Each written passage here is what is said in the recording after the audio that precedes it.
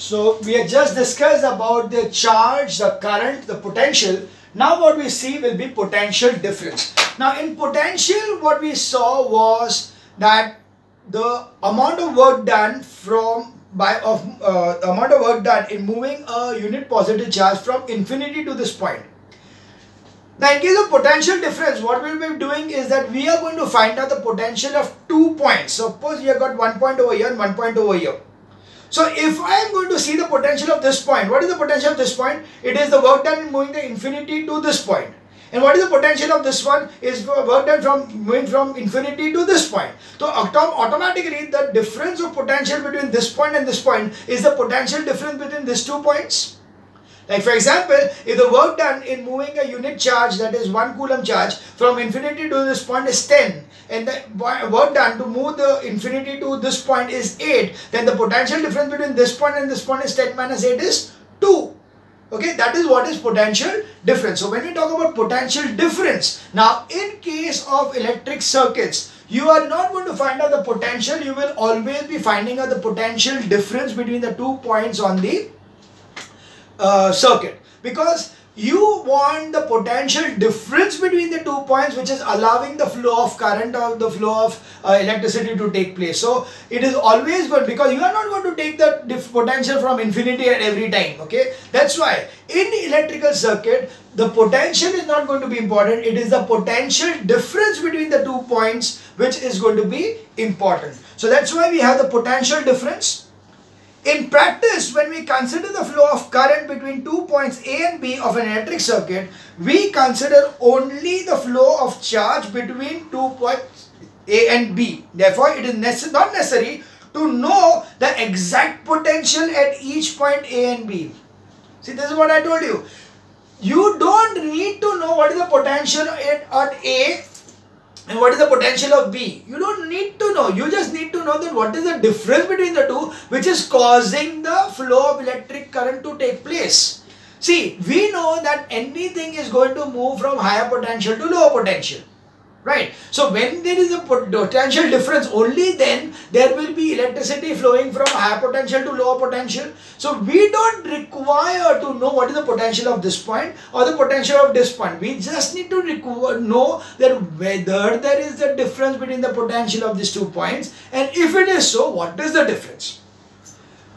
So it is sufficient to know the potential difference, abbreviated as PD, between the 2 points A and B.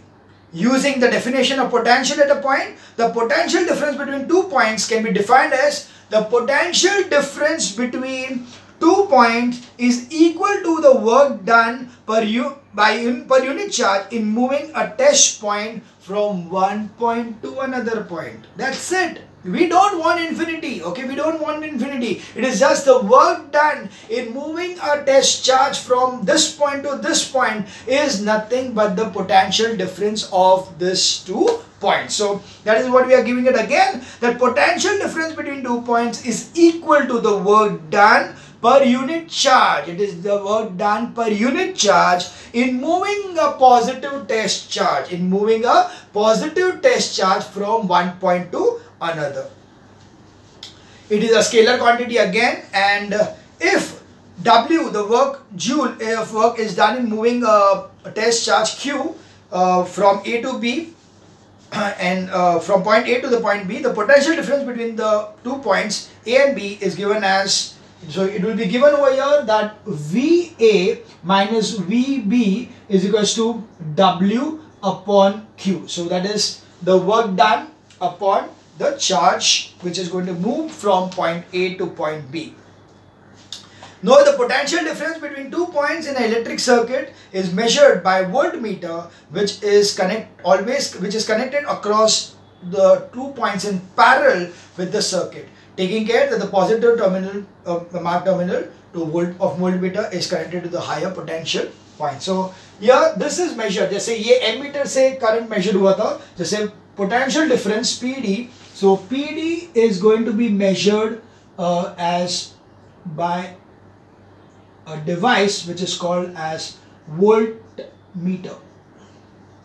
Okay, it is called as voltmeter, and it is always connected in parallel. So always connected in parallel circuit. That means all start points together. This is parallel circuit like this. All start points together, end points together. So that is a parallel circuit, and it is, so this is the voltmeter shown like this, where this connected positive and negative. Okay, so that's a voltmeter. This I told you is connected in series, where this is connected in parallel.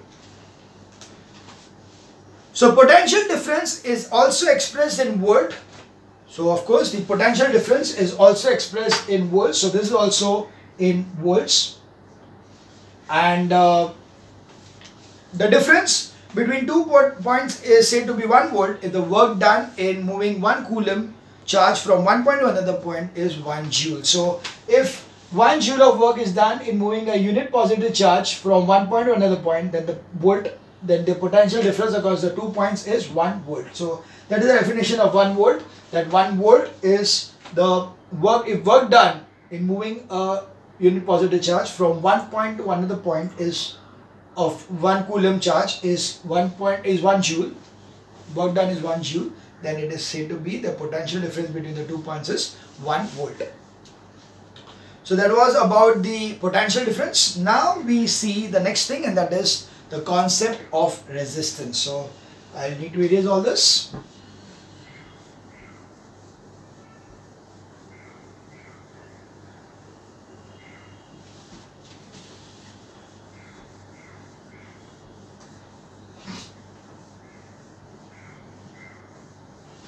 Okay, I can just give a recap of this thing. So that is Q is equals to N into E, and I is equals to Q upon T is equals to NE upon T, and finally V is equals to W upon Q. These are the things what we have seen up till now. We have seen charge, we have seen current, and we have seen about voltage or potential difference. So that was about the 3 things what we have learned up till now: current, potential difference, and charge. Now we see the concept of resistance. Yeah, resistance, as the name itself, we can understand resisting something. That means not allowing something. So basically when we talk about resistance, it is basically the obstruction to the flow of electrons. See, you want the current to flow. That means you want the electrons to flow. But if something is not allowing the flow of the current or the flow of electrons, then I can say that it is obstructing, and that obstruction to the flow of electrons is called as resistance. So resistance can be defined as obstruction to the flow of electrons or current. So when current flows to the conductor, say a metallic wire, the conductor wire offers some obstruction to the flow of current. That is, it offers some resistance. Thus, the obstruction offered to the flow of current by the conductor or wire is called as resistance. So resistance is just the obstruction to the flow of current. Now what is the cause of the resistance? It's quite simple. Electrons are going to flow, but electrons are going to be attracted by the protons which are present in the nucleus of the atom. So they are not allowing it to flow. Plus there will be electrons are of 2 types. One is the free electrons which are free to move about, other ones which are going to be bounded ones. So these are also going to be not allowing the movement of the electrons. So that is the reason. So you can see the metal has a large number of electrons and an equal number of positive ions. That is the atoms which have given out electrons. The positive ions do not move while the electrons move almost freely inside the metal. These electrons are called as free electrons. They move at random, colliding amongst themselves and with the positive ions as shown in the figure. So you can see that when they are going to move, they will be always moving. So if this is a conductor over here, the conductor ke andar ye positive charges hai.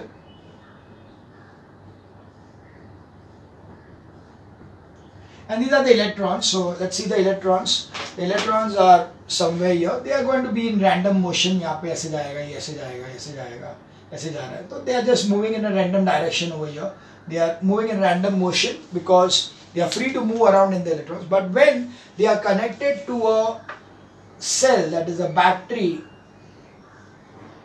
then will be seen that they will be traveling only in one direction, that is from negative terminal to positive. So they all will be traveling in they all will be traveling in this direction. So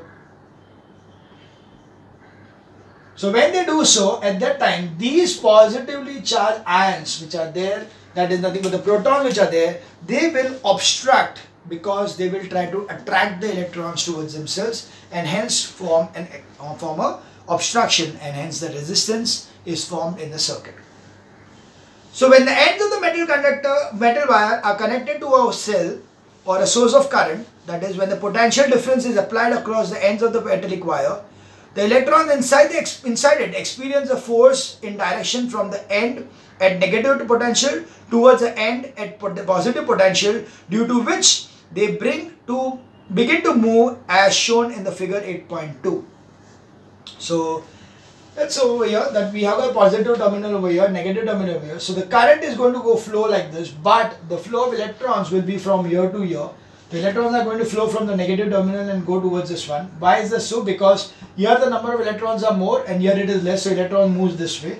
Where this is a higher potential and this is a low potential, the current is going to move this way. That's what I told you about the flow of current is opposite to the flow of electrons.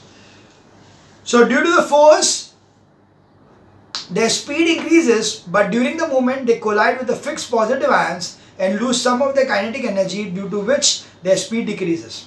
After the collision, they are again accelerated towards a positive potential due to the existing potential difference. So their speed again increases, and then again it collides with the positive ions. Their speed decreases. This process continues. As a result, the electrons do not move in bulk with a continuous increased speed, but there is a drift of electrons towards the positive terminal. Thus, a metal wire offers some resistance to the flow of electrons through it. So you can see that it is not going to happen that as soon as you connect it to the battery, the bulk of electron भागते जाएगा यहाँ से यहाँ के लिए. नहीं, it is not going to be that way, because they are going to be obstructed by the positive ions which are present over here. When they are about to move, the electrons are getting attracted towards the positive ions, so their speed decreases. Then again, but because the potential is there, so again they get a push and then again they move around. Then again they are going to be attracted by the next positive ion, and that's why they are going to reduce the speed. Then again they are going to push is going to be there. So accordingly, they are going to be not moving in bulk, but they will be having a drift movement. Okay, there will be a drift movement, which will be the drifting of the electrons will be taking place from one end of the conductor to the other end of the conductor, from one side to another side. The resistance of a conductor depends on the number of collisions suffered by the electrons with the positive ions while moving from one end to the other ends. So yes, it will be, the resistance is going to depend upon कि कितने इस तरह से positive ions उसको रोक रहे हैं.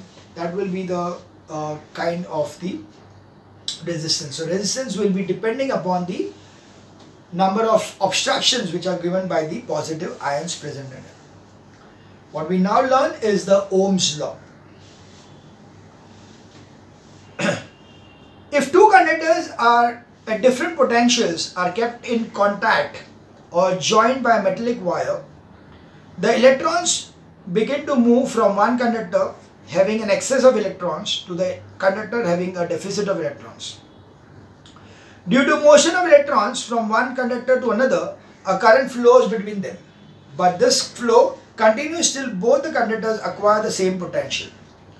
Then the flow of current between them stops. Hence, for a continuous flow of current in the metallic wire, the two conductors at its end must maintain a definite potential difference. On the other hand, for a continuous flow of current in the conductor, a constant potential difference has to be maintained across its ends. So what they mean to say is that suppose I have got two conductors A and B. So this is A and this is B. This has got 100 electrons and this has got 75 electrons. So it's so going to happen that as soon as you connect this two by a metallic wire, यहाँ से electrons इधर जाएंगे and there will be a transfer of electrons from here to here. But as soon as both of them, like suppose this is 70 now, and since both of them become 85 each, the electron movement is going to stop. Okay, the movement, this also becomes 85 and this also becomes 85. The movement is going to stop because that is exactly the midpoint between 70 and 100. So if I want to keep on continuously giving this electrons moving from one point to another point, I will need to maintain a potential difference between these 2 points. If I am able to maintain a potential difference between these 2 points, the electrons will keep on flowing from one point to another point. So that is basically the thing, that for a continuous current flow, a potential difference has to be maintained across its ends. In 1826, a German scientist, Georg Simon Ohm, by his experiment, found a relationship between the potential difference in the current in the conductor. This relationship is stated in the form of a law known as Ohm's law. So Ohm's law, a very, very, very important part of the chapter. You need to understand it. You need to learn it by heart. Also, you need to know the formula based on that. So that is the Ohm's law. First, let's see what is Ohm's law. According to Ohm's law, the current flowing through a conductor is directly proportional to the potential difference across the ends of the conductor. So it is this way, that the current flowing through the conductor, so we have what we got now is Ohm's law.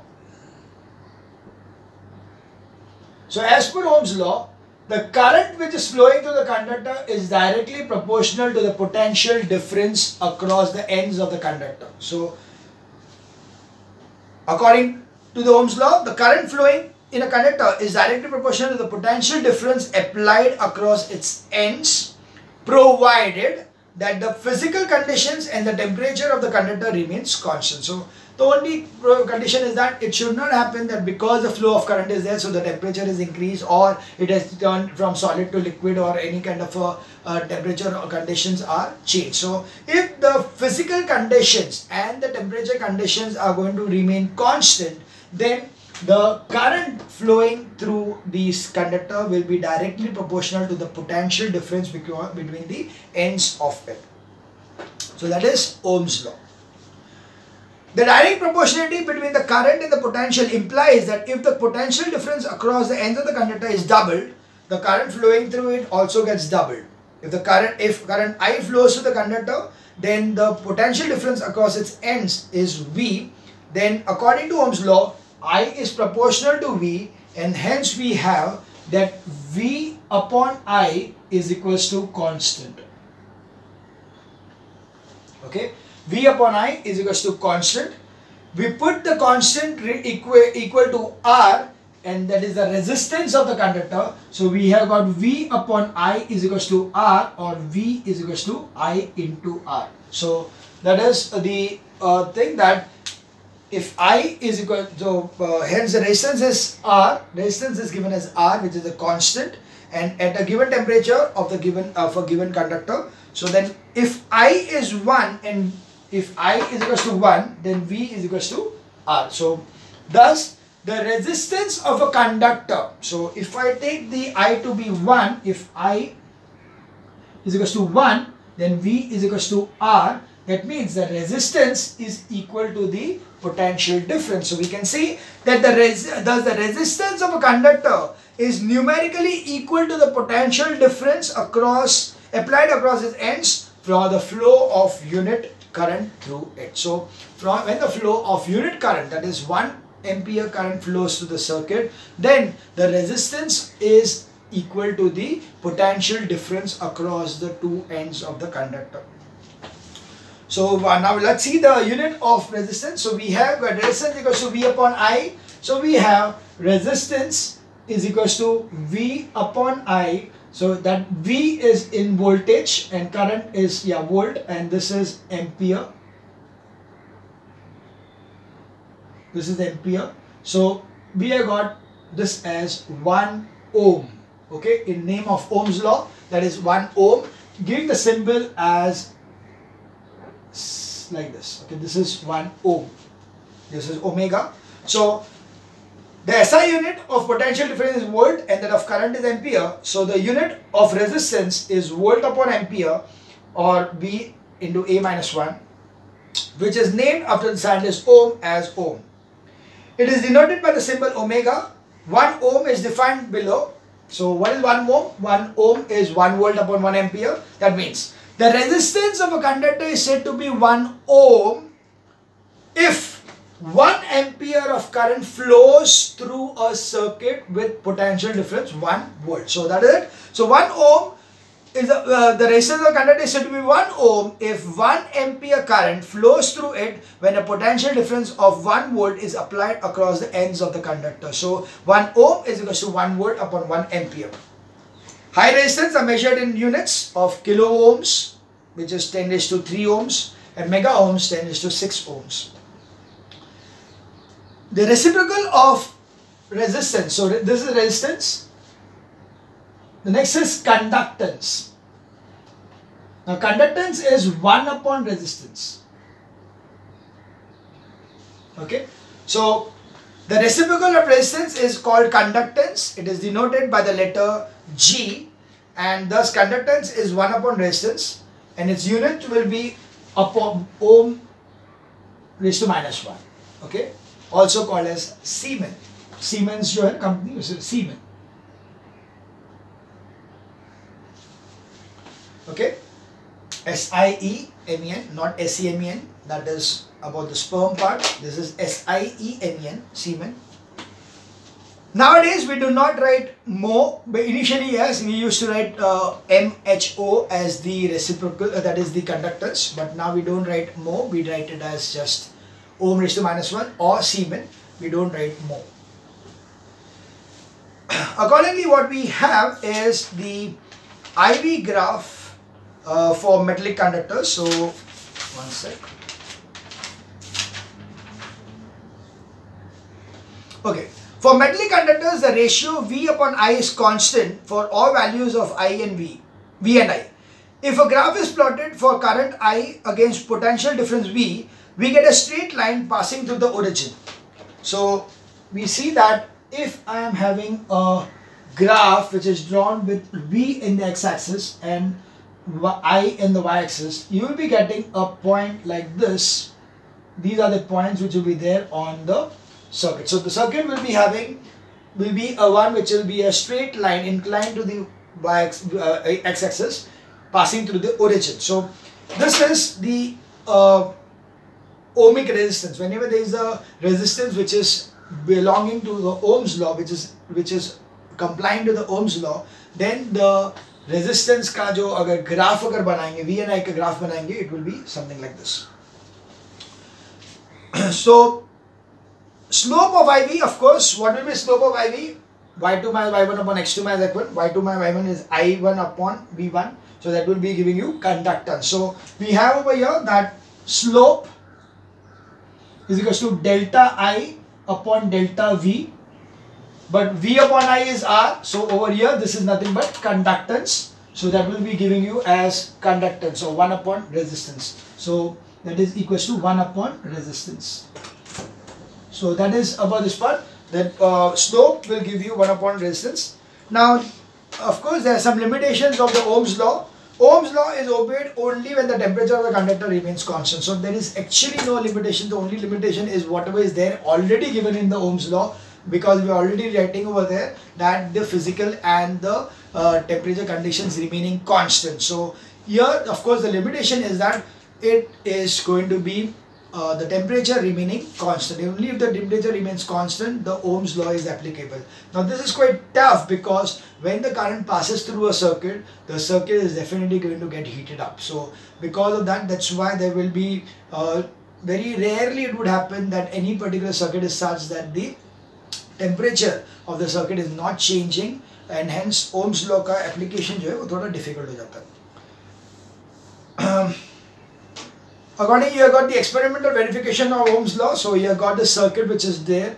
Of course, you don't have this part as a experimental part is not there in the syllabus as such, but this will be there in your maybe the practical examination. So you can just go through that. It is this way that there is a resistance. What they do is they are going to have a resistance. So I'll just erase these things.